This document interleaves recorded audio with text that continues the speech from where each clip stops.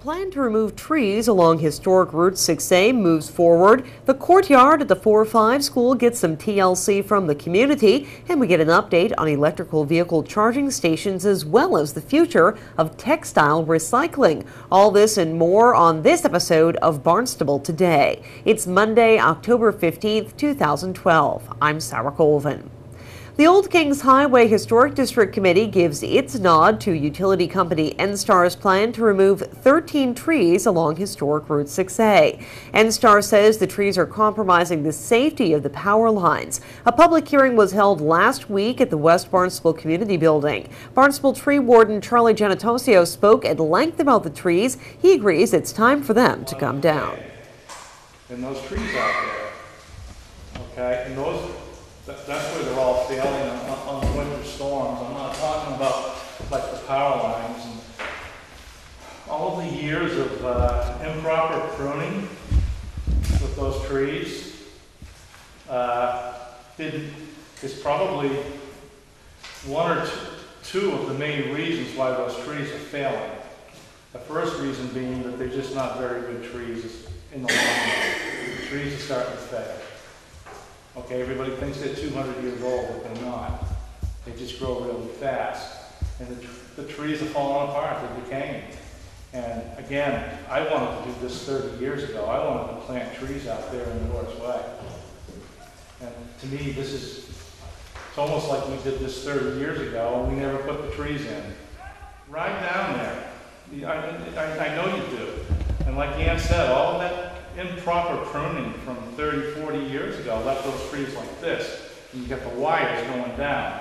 And so what happens is the tree has that natural defense mechanisms and it's starting to put out all that sucker growth. And that's what they were cutting last year. All that stuff that they cut last year was only about 1 inch wide. But because you had a tree that was misshapen, it looked like a wishbone, okay? And what inevitably happens, and it happens, one side of that tree breaks. There's no more balance left. The Old Kings Highway Board voted unanimously to approve the certificate of appropriateness for the removal of those 13 trees. The entire Old Kings Highway hearing can be viewed online at town.barnstable.ma.us.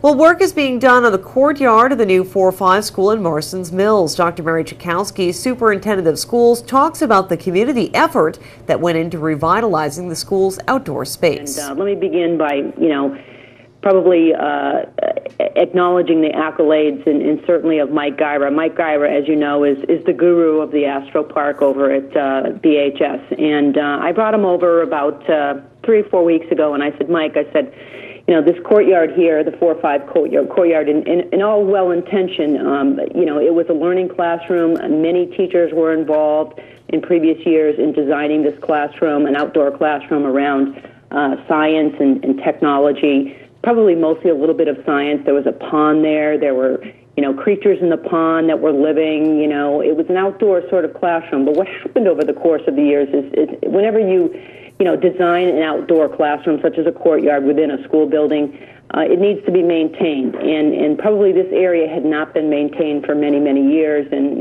there was a lot of overgrowth. There were growth in the gutters and so on. There was and as you know, we have a mold issue here on the Cape. So there was a lot of water with the pond. And it just wasn't being kept up. So I went to Mike and I said, Mike, what can we do with this space? And, Mike is unbelievable contacts in the community. That volunteers that have come together, people like Steve Gagnon, who's done a lot of stonework, Drew Latine, brought in his tractor, bringing a tractor into the school and out into this courtyard. Chuck Lacey, and a welder to come and dismantle some of this. And it was all done in the last 2 Saturdays on their own time. Dale Holland, a custodian there. Rosemary provided food for the workers and the volunteers. Bob Donahue, the assistant principal, and Dale Forrest chipped in. We had our maintenance staff provide dump trucks so we could put, the materials in the dump trucks. Joe Votto, Joe Colon, David Cognac. So just in this last 2 Saturdays, they've transformed that area. And the intent was to sort of level the area and have this open space and really design a plan for how it can be used. And, at the high school, we have many activities that are used for the Astro Park, and this is going to sort of be an Astro Park 2. And I have invited all these people to come and speak this Wednesday night at our public speak time in our school committee meeting to talk about and just thank them for their work. And we're looking at, as a 4-5 school, we've got an outstanding drama program. We might want to transform part of this area. There's a stage out there with a sort of an amphitheater. We might have drama and plays, musicals. We have an unbelievable music program, and our 4-5 school is a great feeder. Even beginning in our elementary schools, we have the strings program and a number of work that we do in our performing arts. So I'm really excited, and all of this was done with no money. And I have to emphasize that there was no money, no impact on the budget at this point in clearing that area, and it's transformed. And Mike had sent me some photos over the weekend, and it's just amazing how people have come together in such a short period of time. I said to Mike, the goal would be to have this area cleared by the end of the school year. And, Mike is a doer. You give him a project, and he just runs with it. And so I just can't thank everyone enough for the work that they've done in clearing this and really now taking the time to kind of sit back, look at the space, and say, how do we want to utilize this for the years to come at the 4-5 school?